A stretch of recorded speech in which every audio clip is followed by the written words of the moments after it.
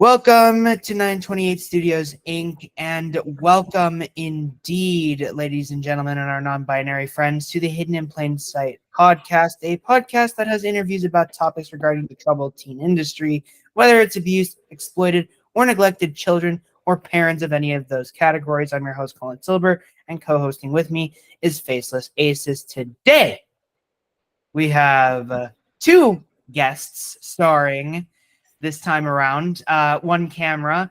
And also, I pray to God that YouTube does not hate on me, because I feel like this episode is going to be a little more vulgar than the other 5 that we have produced, regardless of the fact that I don't curse. That's mainly Ace and our guest. Yeah, my fault. Sorry for the playful shade. But joining us is Ashely Windle. I don't know how to. Wendell, yeah. Wendell, Miss Ashely Wendell, and her fiance Scott, He's sleeping. who's sleeping. Well, trying to. Okay, He's present. he's present. You might hear him occasionally, but yeah. So before we get started on our story, I'd like to ask you to give a little bit of background on yourself and things that have happened in your life before this, obviously. So, yeah, go ahead. Okay, so what kind of led me to even be part of this is I watched the program like everybody else in the country did. Mm-hmm. Oh yeah, I started episode 1, but I haven't gotten a chance to finish it. Oh, okay. It's a tough watch. I'm not going to say that it's going to be like a cakewalk to sit through, but you can do it. I'm kind of torn from, whether or not I found it to be like, gut-wrenching and hard, or if I'm like super happy that this is like out there, because I don't know why these people should get to hide in plain sight. Yeah. Why do you get to go to your car with like not wondering if people are shooting you dirty looks? Like, well, first of all, thanks for plugging the title. Roll credits. Not that matters. Yeah. So you were watching the program, which, yes, but like you obviously are aware of all of this going on. So the question we always start off with here is background before you were in, and what led you to being a part of an institute like this. So, back in the olden times, in 2000. Oh God. Yeah. I was 15. Mm. And I mean, I was not a great kid, but like, knowing what I know now, being, almost 40. I think I was a relatively normal teenager. I mean, I was a bad teenager, but I skipped school. So as teenagers today, I'd like to ask, what did a bad teenager look like 24 years ago? Because bad teenagers today are, I'm sorry to anybody who is watching this that is in my normal day-to-day life that does some of this. Purely coincidence, by the way, which is where they like sneak off and vape in the bathrooms. So what did a bad teenager look like back in 2000? Okay. So we were more analog back then, so those kids smoked in the bathrooms. Like I'm not really being funny. Like that's what happened. That's not funny to talk about. Obviously, it's a very disturbing and like gross topic. But like, I was definitely out drinking. I was using drugs. I was skipping school. I was arguing with my parents. I was doing some pretty messed up stuff. I'm not saying that like I didn't need some kind of intervention of some kind. Mhm. But Yes. the pastor of my church Oh. had Oh God. convinced. Oh yeah. Oh, it gets good. So, pastor of my church convinces my parents that there's this place up in Fort Dodge, Iowa, and it's like a camp, Oh, and that's a new one. well, I mean that's how they sold all of them, from what I'm gathering now. And we But before. it's like a camp, and you just Yeah. get time away. Okay, so I'm assuming since you said Iowa, you grew up closer to the South or the Midwest, I presume. Yeah, I'm actually from Iowa. Oh, you're Oh. from okay. Yeah, I got a little bit of. So I'm assuming this pastor, right? So I'm assuming you were your family was religious because you went to church and. It was kind of a mixed bag because, like, I grew up predominantly with a single mom, but Mm. then she married my stepdad, who, I mean, I'm not like trashing this man in any way. He loved us very much. I feel like his heart was in the right place. It just didn't go well. Did you have a relationship with your birth father? No, because he was a child abusing piece of crap. Yeah, I feel like that's kind of the first time I've heard like I've heard something like an abusive father on this. I feel like I don't know if because I've gotten like kind of neglectful, but I've never gotten like full on abusive. That's fair.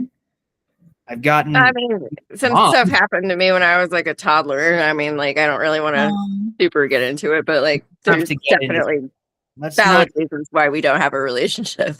Yeah, let's not get into the disturbing side of that. That would definitely get me age restricted and demonetized, and would also probably kill the whole channel. So there's that. Let us not. But that's not what we're here to talk about anyway. No. So we're not. We're about something different. So your pastor at your church said, "Ooh, she needs help." I want to. Yeah, pretty much. I really want to make fun of like the southern this redneck, just sort of this kind of voice. I'm so sorry. I look like such an idiot. I'm sorry, folks. You're fine, because that's pretty much what it sounded like for real. Like, oh my god. So these people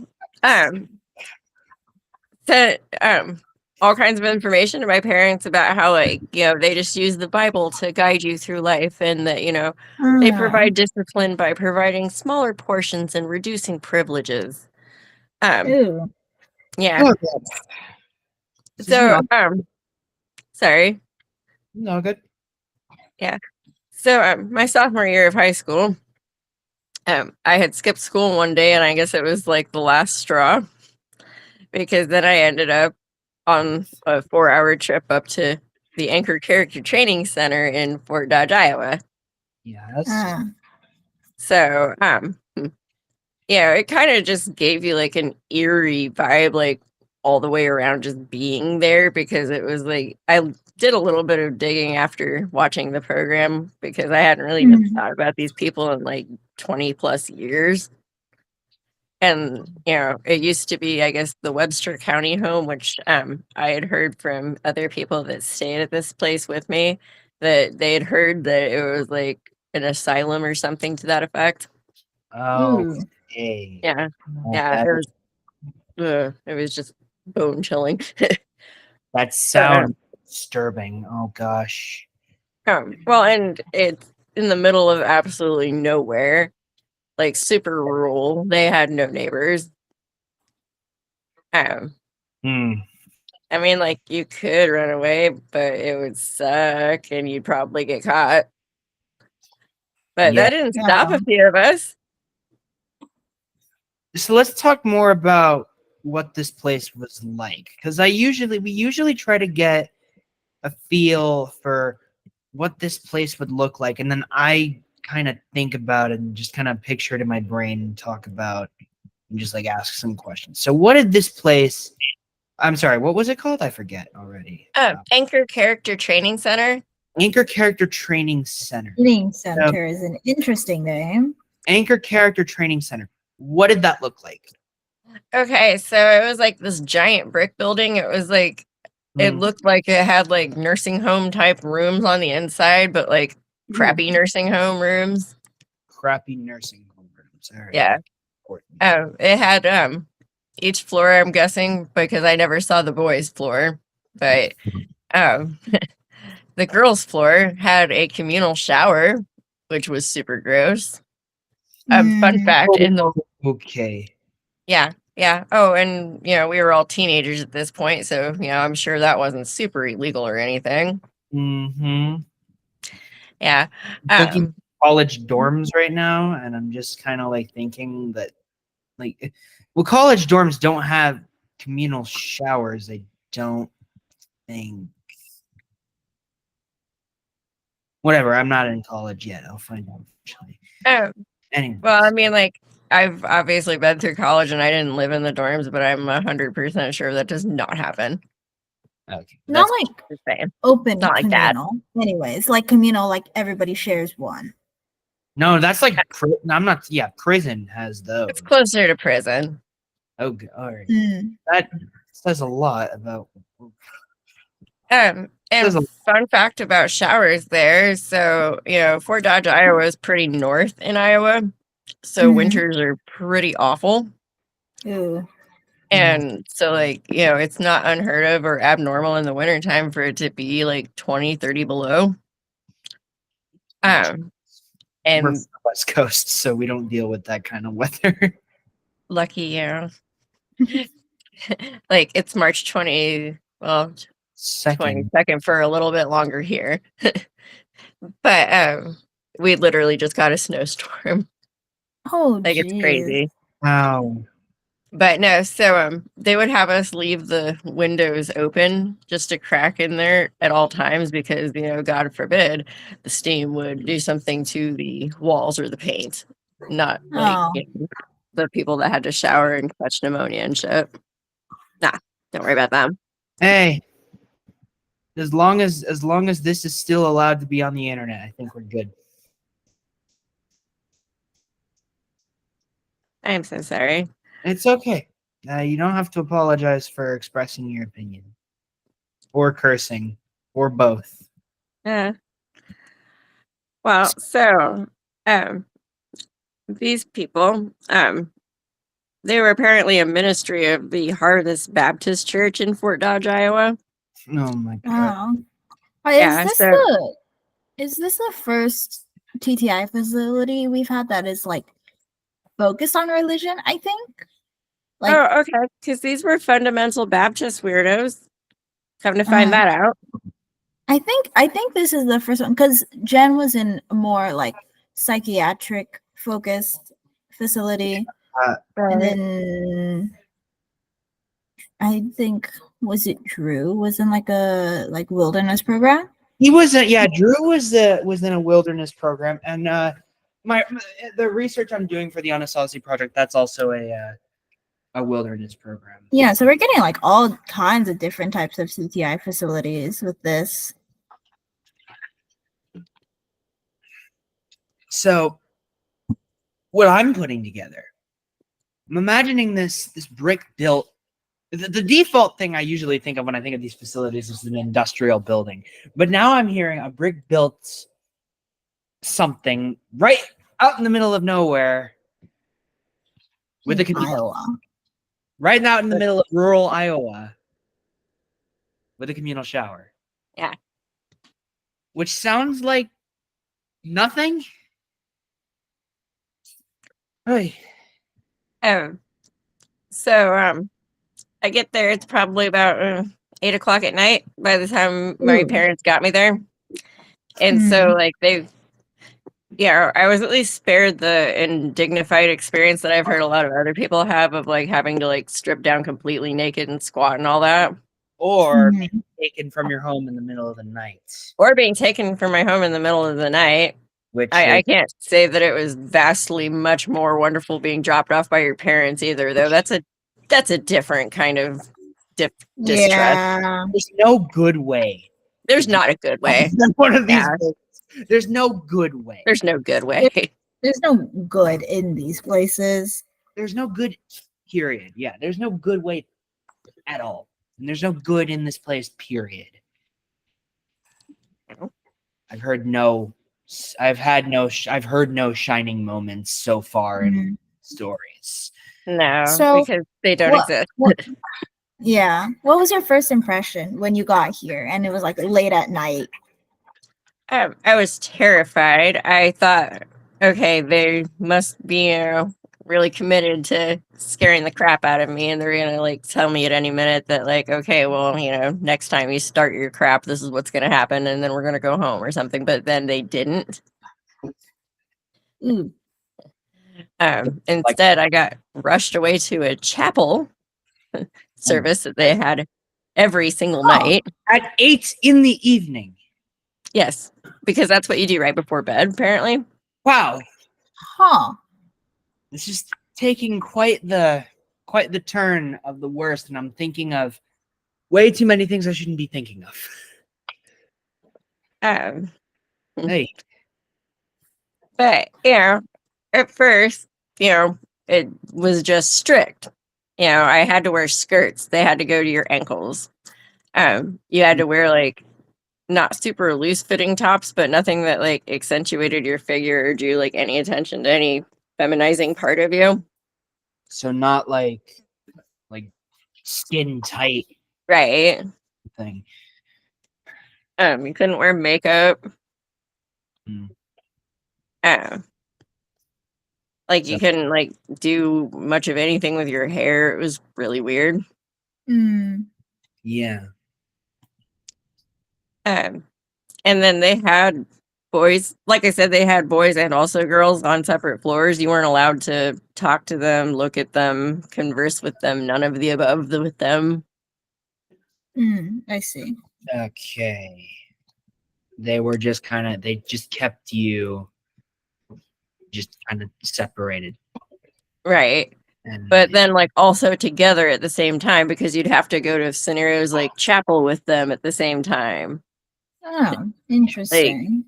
But then you'd get like corporal punishment for looking at them.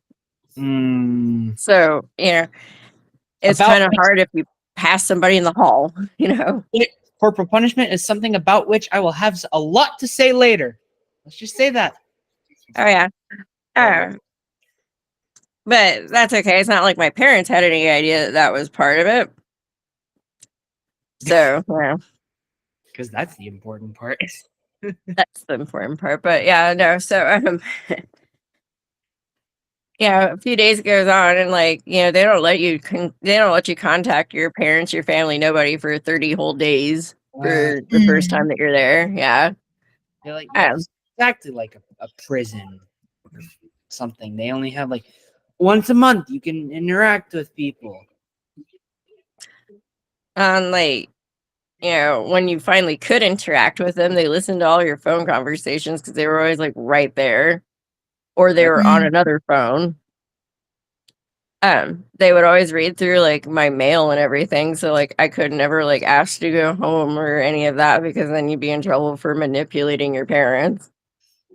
And apparently you needed to pray harder on that.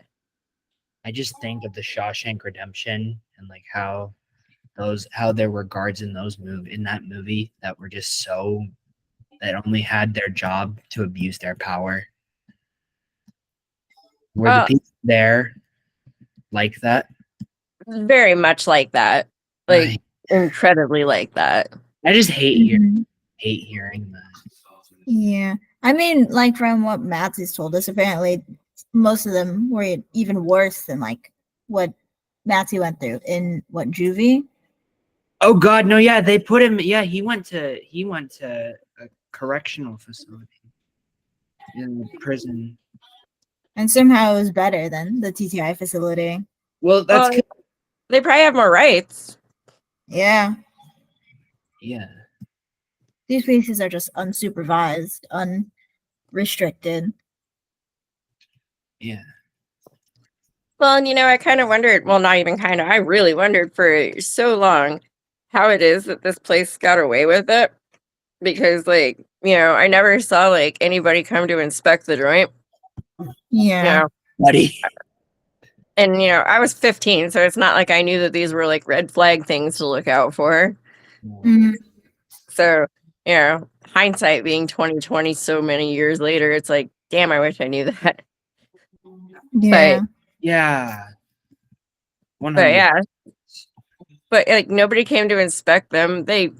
There's no way that, like, my parents were the only ones that were upset or complained. It's not possible. I knew of, like, a handful of people that ran away just during the 8 months that I was there.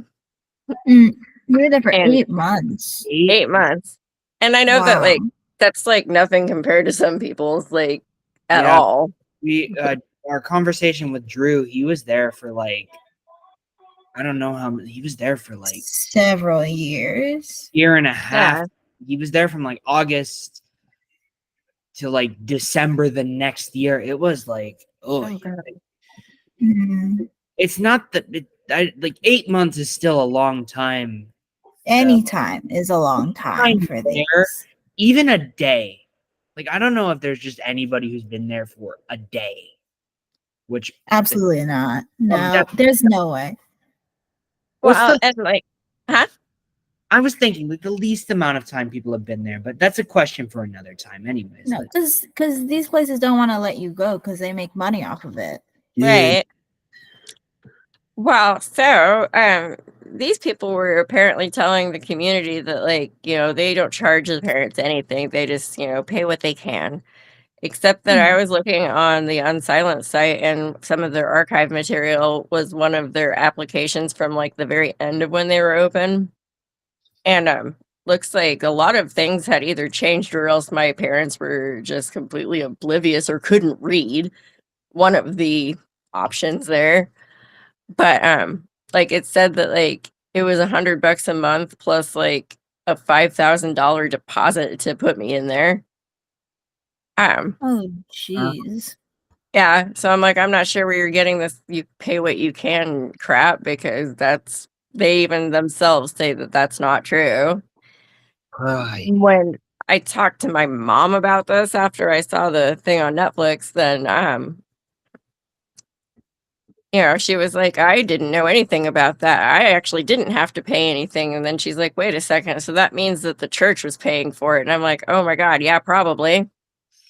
Yeah, I have a Huh. feeling the church had something to do with this. Now I have to ask about the types of abuse they would put you through. Let's get back to corporal punishment for a second, because I just need to know what they did. So I was personally victim to them using wooden paddles to give swats. Oh my Yeah. God. And, they always made it sound like it was just female staff members that could do it to the female residents, but that wasn't the case, like, at all. No, Like, God. grown-ass men hit me across the behind with wooden paddles. Whoa. Oh, Christ. God. Yeah. And I thought we were behind that by the time, the new millennium came around. Nope. The entire system feels like it's stuck in time. Oh my God. I have so many questions about why that's even a thing in the first place. Why would you hit a child? I have Well, very strong feelings about corporal punishment. I feel like I'm glad you hitting guys asked, actually, because these guys apparently use the Bible to justify all kinds of horrible, horrible things that they did, including beating children, which apparently is God course. himself's word. Oh my! This is what pisses me off. What else would they have done? Not use God's words against him to commit horrible atrocities? I mean, it's easier than, owning it. Yeah. Old Testament. When people follow the Old Testament, it just it just gets on my freaking nerves. I swear to God, it's just like every single thing I see that they say they do it in the name of Christ. Some of the most bigoted people on this planet, not naming names because I don't want to get political, Right. this Old Testament bullcrap. And like, it just bothers me so much every time I hear a story like this or see stuff like Unite the Right back in 2017. Oh. I just increasingly get more frustrated and ask so many more questions. Like, do you really believe that someone like God would like you doing this to be a hateful and bigoted human being? The question Well, and like, I'm sorry? a question of morality. That's what it was. Oh, for sure. Well, and like, I remember like even being 15 years old, seeing this going on, playing out in front of me. Even I was like, are you sure this is what God would want? Because that's not how I've ever understood it. It's Like, the $1 billion question. I'm curious. Are you still religious? not at all, really. Yeah, that's fair. Like- I can't Like, imagine. I don't being like after that. admonish other people for being religious, but like, it's not for me, obviously. I would definitely not be religious either if I had gone through that. Yeah, I Corporal definitely strong motivator for. I think I am one of those people that says corporal punishment should be illegal, and that's Is it part not? I thought it was. It's I thought it was too. apparently not, but like, just Well, like, I mean, a lot of what the TTI does is illegal. They just don't get found out. well, Wait, hold on. Let me Google it real quick. There's no way it's not. if it isn't, then like my point like stands clear because I just find it disgusting how you would how adults can lay hands on children if it's their own parents too. Corporal punishment is still used in schools to a significant extent in some public schools in Alabama, Arkansas, Georgia, Louisiana, Mississippi, Oklahoma, Tennessee, and Texas. Okay, The most it's all recent the state South. to outlaw public school corporal punishment was Idaho in July 2023. Wow. Ew. I mean, Just wow. yeah, that's insane. You were in the 2000s, so on it might actually have, it might have still been legal back then, which is insane. And per the limited amount of information that I've gotten online about these people, because like magically, like nothing about them exists anymore. Somehow, some way. Somehow, some way, a facility could exist from 1996 to 2020 and not have like anything but a handful of newspaper articles about them. 24 years open and it still hasn't appeared. Right. So I mean, weird. That's just appalling, and it's also really baffling to me. And like, I'm gonna just say this right now. My parents didn't believe in corporal punishment. They never wanted to do that to me because my mother was abused and she said that she didn't want to be that person before me and my younger brother were born. So I have really strong negative feelings towards that as a practice. And whenever kids say that their parents spanked them, I just get like really, I just feel really sick. And like, parents is one thing, teachers and religious other adults is not appropriate at all. No, it's not. It's like, worse in any way. I'd say it's worse if it's the parent, but it's still bad if you are. It's bad in any context, right? I say nobody should be doing it. No, I am 100% against it. I would never dream of laying my hands on a child in that manner. I would never, ever, ever. I'd rather do literally anything else. So they'd hit you with the wooden paddle. Anything else? So if you dared to disagree, smart off, any of the above, you are also subject to being put in isolation. Oh, another fun common one we see. That's a common one. That's something we've both heard. And unfortunately, one of the stories we were talking about ended up with the death of a chair And the light bulb. and the light bulb. But the chair is more important because the chair was the one that they got freaked out over. That's true. They didn't care too Although much. they Not the person. Nazi needed to replace the light bulb, didn't he? Like buy a new one for them Oh, yeah. because they're that petty. He did, but still, the chair was like the big takeaway I have from that one. Anyways, what was isolation like in like this place? So it was like just this like plain all white room where it was just like a desk and a chair, and that was it. There was like one window where the staff could look in on you, and that was pretty much the end of it. They would come and pull you out for meals where you'd like sit all by yourself at a table where you couldn't see anybody. And then the staff would walk you back to the isolation room until it was like time for showers or whatever. Yeah. Oh, why? It's like a nightmare. It's just like sensory deprivation. Yeah, pretty much. And sometimes if you were really lucky, you'd get to like write Bible verses over and over and over again. Oh, wait. Now I'm thinking Bart Simpson. on the whiteboard, I will, or the blackboard, I will never do that. I just spew pop culture references from time to time. Just yeah, it's who I am. It's what I do. Ironically enough, I used to think of that when they made me do that. Oh God. Yeah, this place really does feel like it's stuck in time. And that time happens to be like a cross between Little House on the Prairie and also like the civil rights movement. Pre-civil rights movement, even like the protest part. Yeah. Now on that note, were any what was the ethnicities of the staff? I don't know why, but I'm imagining a predominantly white staff. Well, you'd be right. Oh, that is accurate. So I'm imagining if it's a predominantly white staff, then I would imagine that they are really they're the bad kind of white people. Yeah. So I mean, just bad they're just people. The bad kind of people. Right?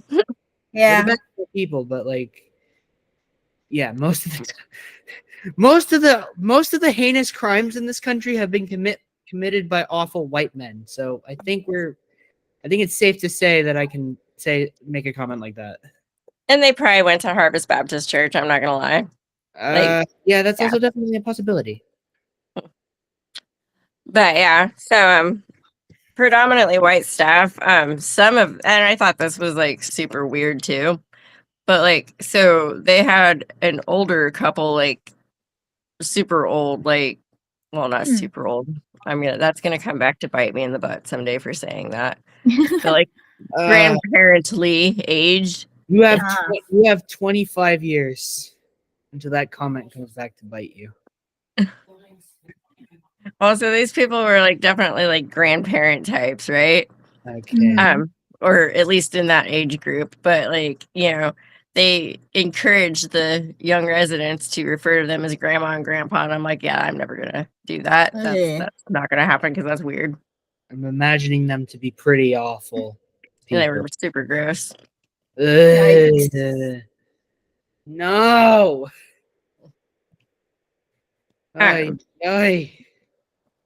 Just nasty. They lived on the property. They had a little apartment within that facility. Yeah. They had another older couple with their somehow like 12-year-old son. Oh, okay. Don't know how the hell that worked. Either adoption or something really NSFW, just an NSFW in all caps. Probably not worth thinking about. No. Just forget I even had that thought in the first place. But yeah, no, they also had an apartment on the compound. um, and then there were several staff members that also managed to reside on the compound. Yes. And they were all predominantly white. And they were all predominantly white. Yeah. So I'm getting major vibes to probably a prison somewhere in the South, or based on my bloodline, a Nazi concentration camp. I felt like that sometimes. Yeah, as the Jewish guy here, that does actually kind of like scare me a little bit. So there's that. I mean, I can't say that I subscribe to any particular faith, and it's, I guess having some distance between now and then with time and everything is helpful. Mhm. But like, it's still messed up. Like, Yeah. So yeah. All right, back to the subject, the punishments, isolation and corporal punishment. Anything else? Any hazing? Any vulgar type of things going on between you and adults? It's okay if you don't want to tell us. well, I mean, outside of them like hitting me, I can't speak for like necessarily every single person that it went there. But like several people that I have gone there with that have reached out to me since the advent of that Netflix special. Especially on the boys' side, apparently there was a lot of violence there. Oh yeah. I know of one incident in particular, where one of the male staff members had apparently essayed one of the teenage girls. Oh. Oh god. And people actually like had to dispute it, and I'm like, no, I'm 100% sure that happened. I know this because he tried to do that to me. How'd you no. Like, it checks out. How'd you stop it? Huh? How'd you stop it? So somehow miraculously, the so-called grandma happened to like knock on the door or something of his office when he was just about to start some stuff. And then like magically he decided that it wasn't a good idea for me to be in there anymore. And I'm like, you think? Like, why? And so then I got to go.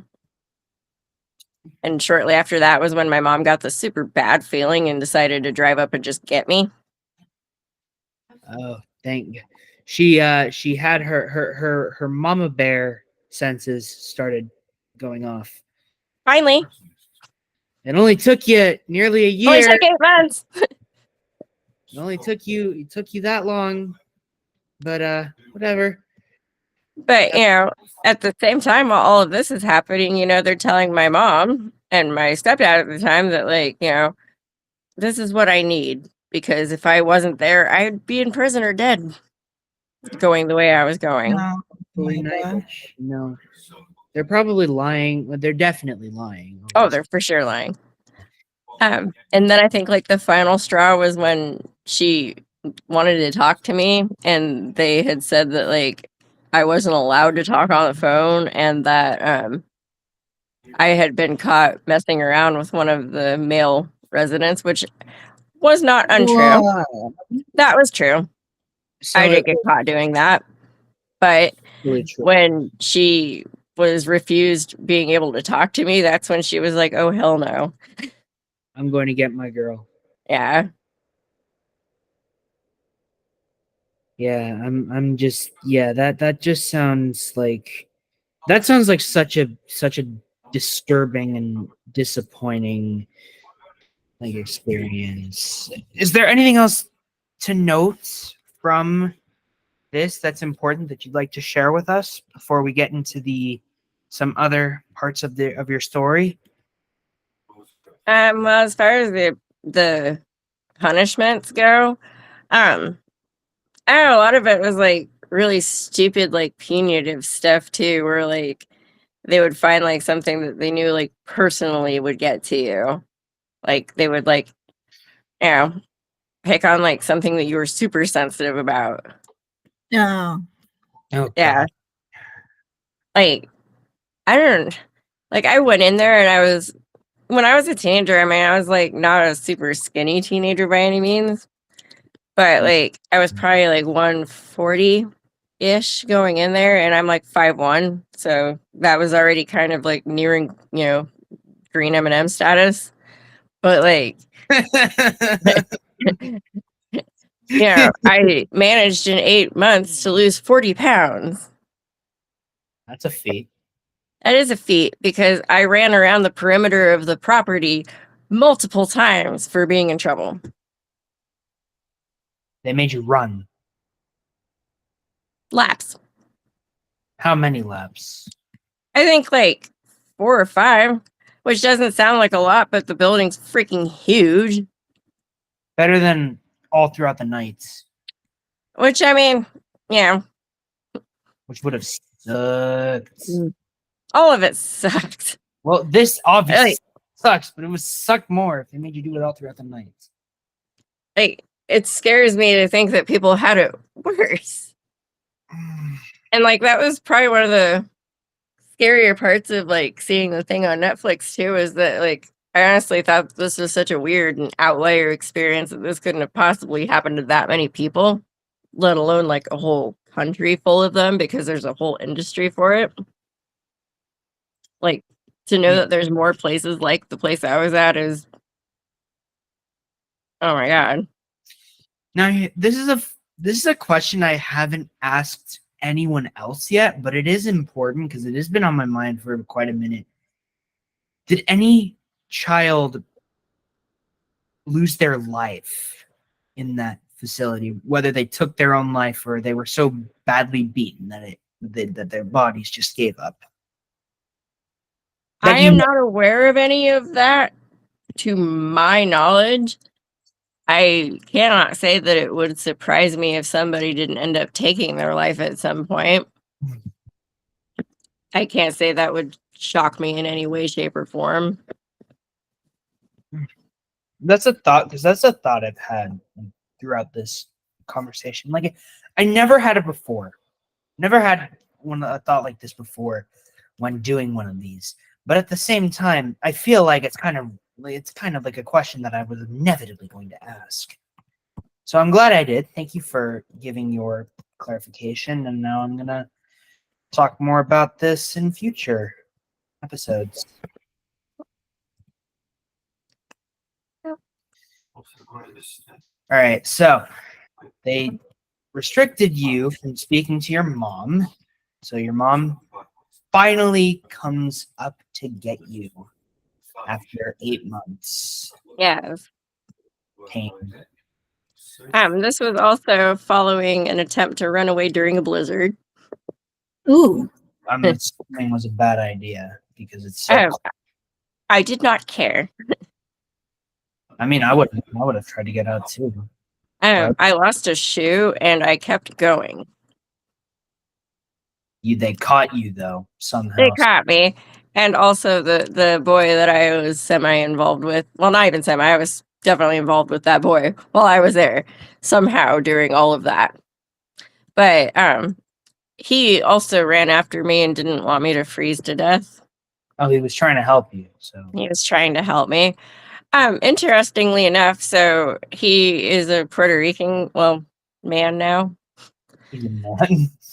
But he relayed to his mother in Spanish because the staff wasn't able to pick up on that. that things were messed up and she needed to get him. And she came and got him. Oh, she sent a plane ticket for him, but yeah. Because he was from New York. They got people from all over the country there. Well,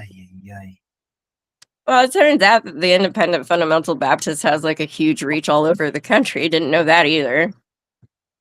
Well, not surprising. A lot of these places tend to have those. Yeah, it's a whole thing. Have you remained in contact with him? I have actually. So we actually stayed friends pretty much the whole time. Oh, okay. Yeah. like we lost contact for a little while, but you know, through the advent of newfangled things like Facebook, we'd gotten back in touch. Hey. And so I had actually reached out to him not long after I watched the Netflix thing, and we'd kind of been talking through a lot of this together. That's a good thing, and I'm hoping he's having an okay life now. Um, I think probably the worst thing that I can say from what I can tell by talking to him is that he was not able to graduate high school, Oh God. but he also found a way to make himself a decent living and he seems happy. So I don't know if it's really the worst thing about it. Oh well, you get what you get. And most importantly, he's happy. If he's happy, then we should be happy for him. Well, and like, you know, I don't want to say that this is necessarily a positive takeaway because there's not really a silver lining from any of that experience, but you know, he's one of my best friends.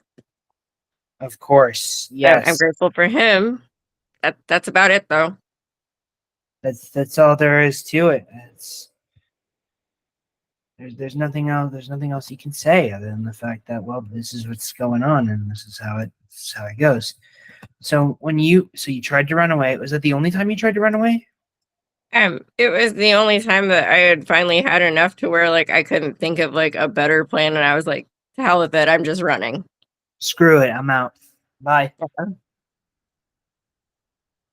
Just straight up, like I can't. So when she finally came to get you, it's late. It's 10:15. It's late. Oh, not here.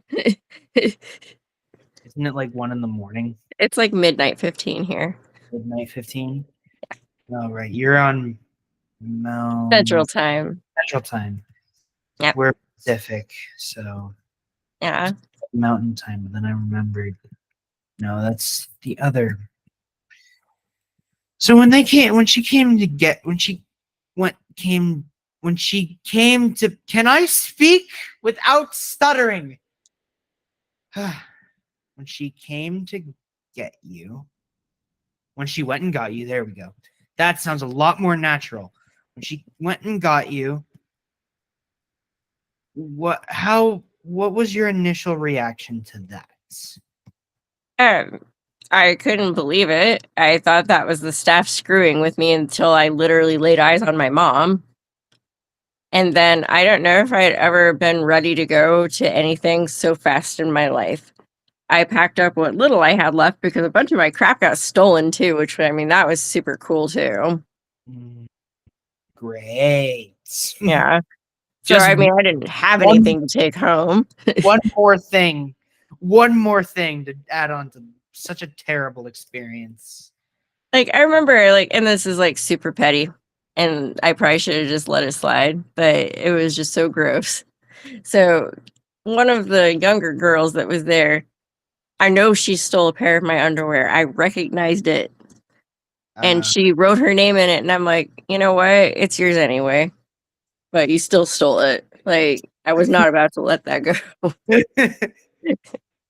I'm like, that's nasty, and you did that, but you stole it.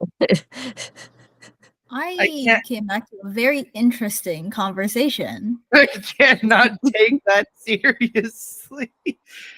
I'm sorry. I think I'm missing some very valuable context for this. You'll see when you watch. That's true. I will say. And I don't know if you noticed, I deal with a lot of my stuff with humor. I'm wondering how that could have possibly came to be. Oh, wow. Trauma makes the funniest people. Doesn't it, though? Like, my Netflix special should be dropping any minute. It gives you flavor. Guys, come on. Give her a Netflix special. Don't give Amy Schumer anymore. She's just going to make the same joke she's been making for like 15 years. The cringiest ones, too. Ugh. This joke is not going to be relevant in like 10 years. I'm so sorry, folks. Whatever. It's just what it is. It is what it is. So she came to. Oh my God! Why do I keep fumbling this freaking sentence? She went and got you. You packed up your things. We rode for 4 hours back to where I'm from, and like I listened to all her stupid classic rock crap that I always gave her a hard time about, and I didn't say a word the whole ride. I was like, "This isn't church music." Oh my God! Thank God, there's no Please play more Bon Jovi. I would love to hear it. Like, there's no praising Jesus in these songs. Thank God. Well, Bon Jovi's already a national treasure, anyways. So I mean, you couldn't really hate on her for that, but Jovi is awesome. No apologies. but so I'm sorry, I'm like dry mouthed. It's okay. It must have felt like really good to get out and just It like did. It did. It felt great. And then it also felt like incredibly sad because I knew there was a bunch of people that were still there. You're just like, I'm free, but they're not. Well, that and like, I'm free, they're not. And it's 2001 at this point because it had been winter now. And, you know, if you didn't have people's phone numbers and addresses, you didn't see them again. Oh, yeah. I am glad that you found that one guy, though. So that's. Oh, yeah, for sure. And like, I mean, I found a few people that I was in there with, but like, he was definitely like the most significant connection I had there for sure. You had a little thing with him.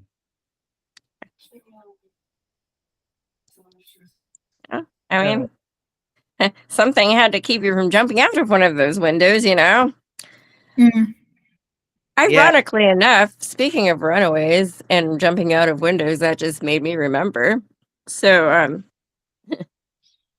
remember middle of the night, I didn't wake up to this happening, but I heard about it in the morning where apparently these 3 girls had tried to run away in the middle of the night by getting the sheets and tying them together, and they were gonna, you know, rappel down the 3rd story window. Yeah. Okay, that's something. That's some real like movie shit. They were pretty desperate. Yeah, I can imagine. Yeah. So it was probably like a 20-foot drop ish. Whoa. And so 2 girls made it down okay. The 3rd girl, however, fell and broke her neck. Oh no. Jeez. And once again, I'm looking back like, and where was the state? Like, a child broke their freaking neck there. And like, they used to send us out in the community to recruit people to go to their creepy ass church, right? Yikes. They called it soul winning. No, soul stealing. Soul losing. Soul losing, yeah. Soul eliciting is what it was. But like, but like they sent us out to annoy the community with little Bible tracts, like it was going to make people come or something to our services. Yikes. And it was super disturbing, like looking back, thinking I was like 15, like hoping that I would get abducted because it seemed safer than where I was. Yeah. Like, I'm sure some crackhead would have probably taken better care of me. Not kidding. More likely than these weird cultists. I'm gonna call them that from now on. Because that's what they are. And like, I've always wondered like how it is like the community hasn't like run them off with pitchforks yet. Like, I can't imagine anybody's like happy to tolerate these people just living with them. Oh well. It's like it's just people don't understand. They really don't. And it's like just such an insidious and far-reaching evil with these people, and it's really just horrifying. I mean, yeah, of course it's horrifying. this is what they devote their time to. It's just And like they didn't, and they'd have us like in the congregation with them on like Sundays and Thursdays for their important services, right? At the big church with this so-called preacher, which is like all that we referred to him as was just preacher, and I'm like, weird. preacher. Like that doesn't sound like something out of a freaking horror movie. The preacher. Sounds like the name of it sounds like the leader of like the leader of like a cult. It kind of was. Like we I just we talked when we were talking to Drew last week. He brought up two men that I wrote down the names of. I just thought it'd be important to read there. David LaPere and Joey Gould were kind of like the ringleaders of this sort of. Right.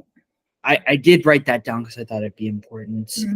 And what I'm taking away is that this preacher douchebag, he's probably dead now. He's not. He's still running this church right now, today. My God. Oh, it's still open? It's still open. The facility is not the creepy ass church. Okay. I see. Deliver him a message. Being such a douche. Mr. Preacher Man, you can't scare us. We have more power than you. Na na na na na. Well, and see, in this same preacher asshole, I remember when I had been in trouble for one of the times that I had been caught with that young man. And then I think this was after running away, and this was when my mom had finally been like, no, we're done. Was when he'd also alluded that I should repair my relationship with my biological father, who, as we stated at the beginning, did all that horrible stuff. So I'm like, absolutely not. But a few months prior, for my birthday, my older brother sent me a birthday card. My older brother happens to be gay. I can imagine what they said about that. He was evil and wicked, so I couldn't have any mail or anything from him. But freaking Old Testament followers. Read the New Testament. It's a lot better. But you're talking about how you believe in Jesus, but then you don't believe in the New Testament. Like that's literally all about him. Like, read the New Testament. It's a lot easier. It's a lot nicer. Also, doesn't have any hateful stuff. Hearing that stuff just pisses me off. So when you got home, how rapidly did your attitude change? What happened next? Well, I mean, it was a really weird adjustment because, like, it was being cut off from society for 8 months. So, like, something that I had noticed from the Netflix special, not to be like a total spoiler alert, was that the young lady had noticed that a movie had come out, something that was huge, and she was mad that the program had taken that experience away from her. And I'm like, bro, it's like the program took Nelly away from me. Yeah, exactly. Crazy stuff like that. Oh, it's what it is. And did you ever go back into public school? I did, because when my mom came to get me at this point, it was like, I want to say like February of 2001. Okay. So she didn't see the point in me going back to school just to do like a quarter of the junior year. So I ended up having to cram all of my junior year and senior year in together in 1 year in my senior year. Okay. Yikes. Because they gave you what they called PACEs to do for their, and I quote, education. So It was like the stupidest non sequitur crap that had nothing to do with actually learning anything. It was like Jesus has 2 apples and Moses has 3 oranges. How much fruit do they have? Oh, And then joy. they would tell people that they had like high school diplomas after this. Like Yikes. absolute charlatans. Congratulations. You're smart. You get your high school diploma. You did stuff. And it gets better because you see they also have another ministry called Harvest Baptist College where they're also pulling out fake college degrees. No. How is this stuff illegal? I mean legal. How is this stuff legal? It's not. It's not. How do they do this stuff? How are they able to pull this stuff off? Also, a lot of times these people are skirting it with freedom of religion in the Constitution, which is only going to take you so far, though. Oh, good. But you know, Anchor Character Training Center operated until 2020. And so, you know, this was only after they weren't able to get accredited by the state of Iowa for education. And I'm like, well, of course not. That's not an education. What education? I've never heard of that. It's not a thing. How dare they? Whatever. So fast forward 2020, your reaction to the place closing down. What was that like? I actually didn't know that it closed down in 2020 because, quite frankly, I had so much of that stuff blocked out from my memory that I barely even discussed it for that whole time until this came out. So I've been sitting on this for like years. Wow. Yeah. And you blocked it out of your memory because of how painful it was. How painful it was. I mean, my own life happened, and, you know, I can't help but think that, you know, some of the things that went on at this place maybe set me up for some failure even later on in life. Oh, absolutely. Like, you know, I would like to think I'm a relatively reasonable adult like now, but the time, like my 20s were horrible. Like, I made horrible decisions. And I think a lot of it was because I figured if I could survive that place, I didn't have anything to be afraid of. That did actually make my heart kind of sink. I did feel that. It's a depressing feeling. Like, knowing that I could probably survive prison is not cool. That's not really that funny. It's the weird adopted. Did he just laugh? She's adorable. We're about to bring you up too. Keep that in, Scott. So, when did you meet Scott? So over the course of time, I became a registered nurse. Oh. He too is a registered nurse.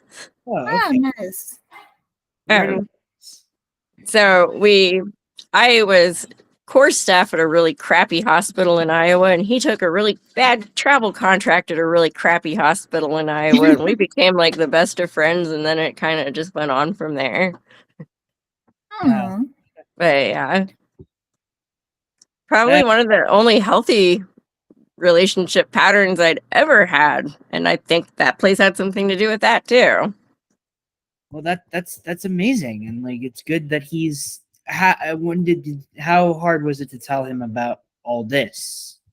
It wasn't very hard. We trauma bonded. Where we met was actually during a COVID unit. Okay. Oh. Yeah. So, and this was pretty horrible for both of us. You know, we were in a situation where we were working 13 hours straight in essentially biohazard suits. I'm bald, so I was getting chemical burns on my head. Yikes. You know, people are getting migraines. She was afraid of killing her child, bringing, you know, disease home. And so, you know, we had this really shitty, terrible sense of humor.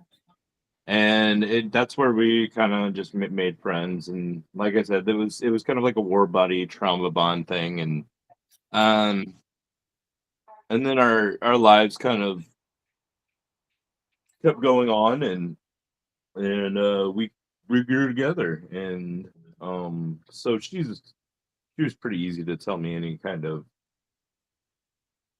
back history. I too have some of my own traumas in my past too, so it's very easy to share with people that have can relate to you in that aspect. Mm.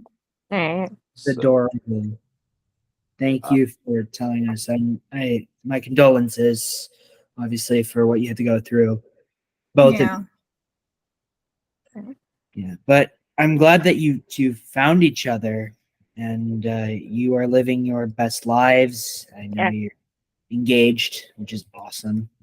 Getting married soon. Yes, Yeah. we're getting married next month. Oh wow! Congratulations! Yeah. That's really sweet. Oh my god! Like I love hearing stuff like that. That's so. It just makes my heart go. Mm. Oh my god! I am kind of a hopeless romantic myself.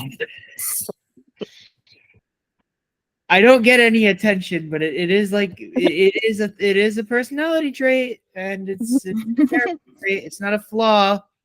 Doesn't have any. Oh, It's not a flaw. It's just what I do.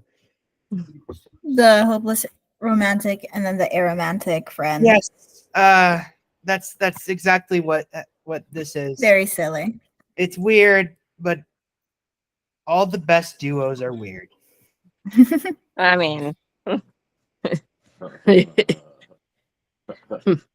Yeah. we're pretty weird. Then But that's okay. That is it works. It works. It's our dynamic. Yep. That's But, all like, it needs to be. well, and I'm just thinking too, like another person that was with me in the program that had reached out to me was actually part of, and you'll love this too, the adult program that was living at the same facility as all us teenagers. Ew. Oh, that's a whole other level of messed up too. But one of the Yikes. residents was, huh? Just yikes. That's Yeah. So one of the adult women that was there was actually this really awesome lady named Dorothea. Oh. And so, a lady, she's 5 years older than me. So she was like 20 when I was 15. Ah. But like, she was relatively normal. And like, she didn't have like the weird brainwashed like Bible thing happening where she had like the glazed over look. Thank God.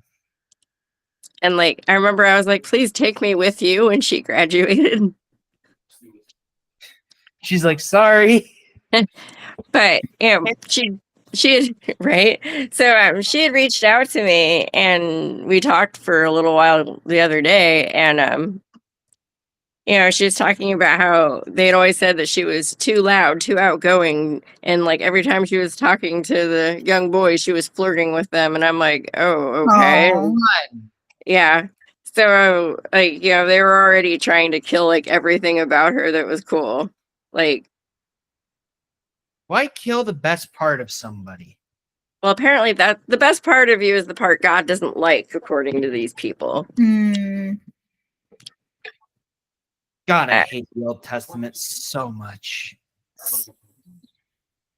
You've mentioned that a lot. I know. I don't. I've said it before, and I'll say it again. It sucks. That certainly didn't do anybody there any favors. Nope. Not Well, at, and not at all. not at all. But yeah, so they also like to use us within the facility and also in the community for manual labor. So, yeah.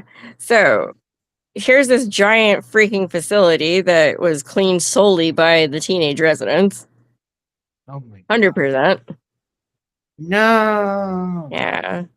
And like, I'm not saying that like it's not like, cool to have some chores. That's actually yeah, I have 3 children, and like you have to have Mhm. some kind of things to do, or else everything kind of goes to crap. Okay, three children. That's yeah. I didn't. First of all, being a mother sounds this amount of just. I don't know what's. I think you're the second parent I've interviewed. Now You've interviewed. Becca is also a mother. Becca's a mother. I didn't interview Becca. No. That was you.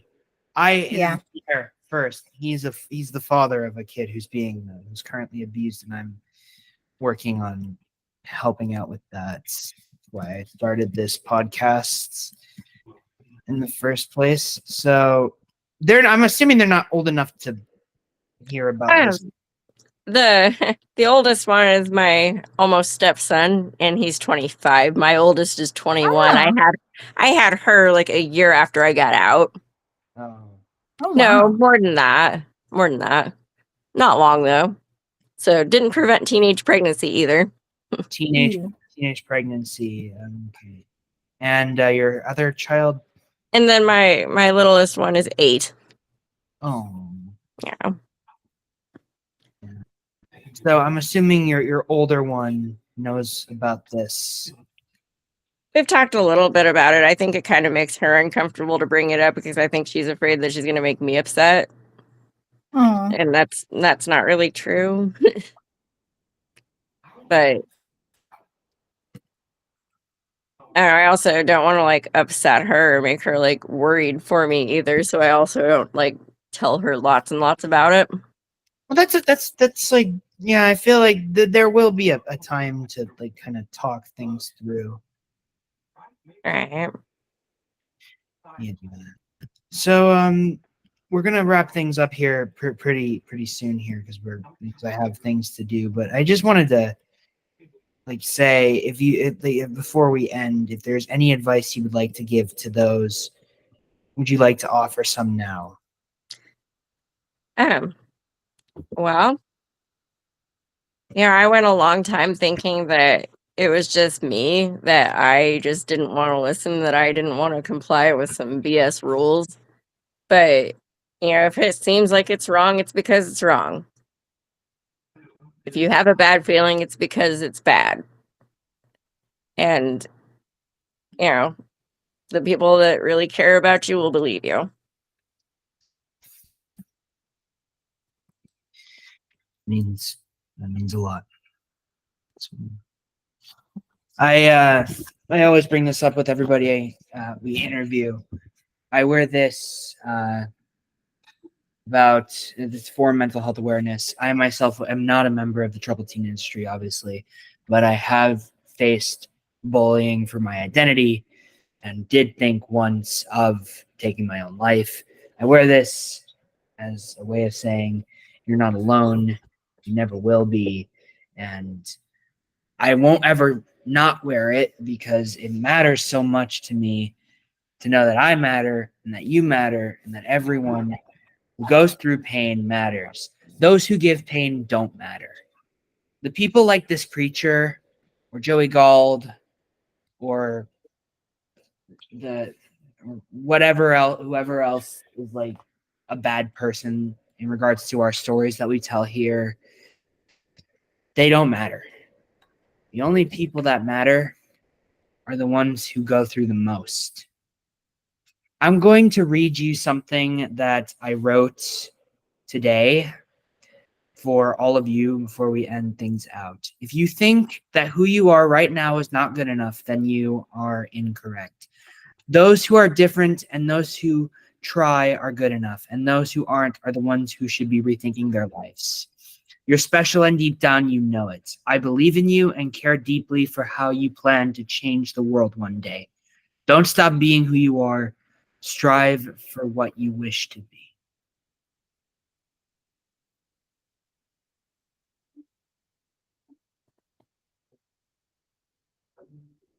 Meant every word of that. Well, thank you. It's what I And do.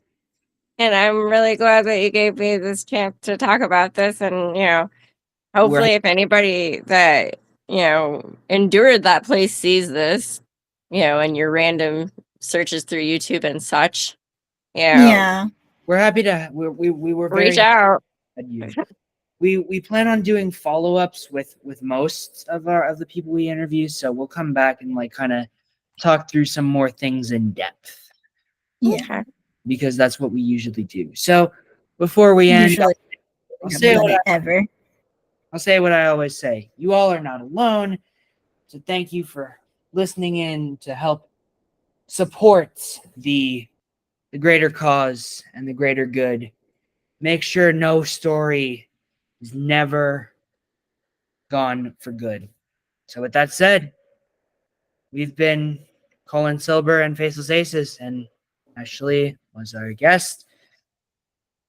And that's it for now. We'll see you all next time. Take care. Goodbye.